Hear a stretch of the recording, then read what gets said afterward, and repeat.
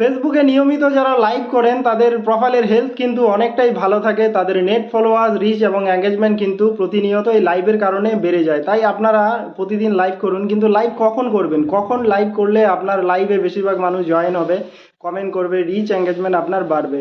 তাহলে দেখুন, ফেসবুক কিন্তু আপনাকে অপশন দিয়ে দিয়েছে ফ্রেন্ড লিস্টে আপনার কতজন অনলাইন আছে, দিনের কোন সময়টাতে আপনারা লাইভ করবেন। যখন দেখবেন আপনার ফ্রেন্ড লিস্টে বেশিরভাগ মানুষ অনলাইন শো করছে, ঠিক তখনই আপনারা লাইভ করুন। দেখুন,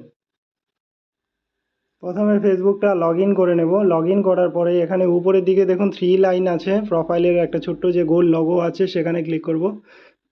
এটাতে ক্লিক করার পরে ফ্রেন্ডস অপশানে আপনারা দেখতে পাচ্ছেন 1116 জন অনলাইন আছে।